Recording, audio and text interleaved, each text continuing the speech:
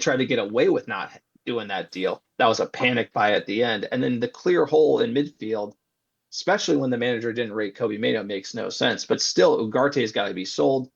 Like you said, we always are day late dollar. And then if we get into Europe, the prices on the players we want are just going to go up. And we have to have a good director of football who can navigate that, because you can navigate that. You just go in for Aleba, Anderson, Wharton, and then you smoke screen everybody and you try to get someone for 60 million because someone will take that deal. I just have concerns about how the overall structure of this club is being run, the debt that the Glazers have been put on. So at the end of the day, it's Glazers out, Ineos out, Sir Jim. He's clueless. We paid 50 million to fire people since he came in. I think that's a measure that he's incompetent.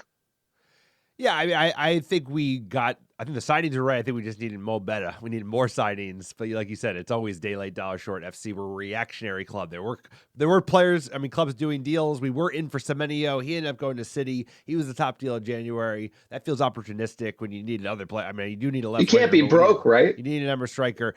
Also, it also came out in the ether that, like, if United had kept like slagging off in January, they would have bought something. They maybe went for Gallagher and Didi, some kind of CDM makeshift player. But like they're so reactionary. So Carrick goes on a run. They beat City. They beat Arsenal. Like, we're good. We're good. No, but and this is what I was trying to say about, if you don't have the money, you can't spend it all on attack. So if you're going to say that you're broke, then maybe 30 million of the 200 should go to a midfielder. Like you have to make do with what you got. I just feel like United were like a little panicky in the summer and left glaring holes in this team. Like Conor Gallagher, if you're going to buy Semenyo for 60, Conor Gallagher for 35 from Atletico, who's an EPL proven midfielder, is not a bad deal. No, that would have been a good By deal. the way, Tottenham gets him. That helps, maybe not a relevant rival, but like you could take a player away from them. That's a benefit. Like that is a deal you do. By the way, he'd rather come to United than Tottenham. No S. No crap. Totally. It wouldn't.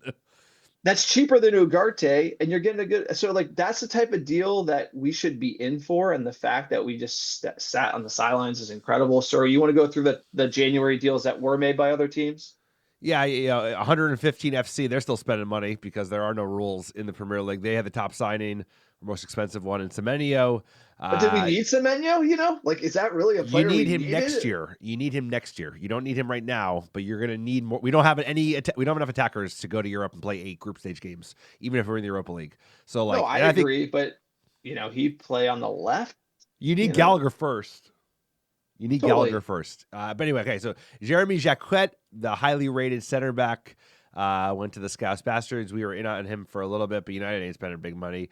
Jorgen Sten Larsen went to Palace, which is kind of hilarious because I think he's got like 1 goal.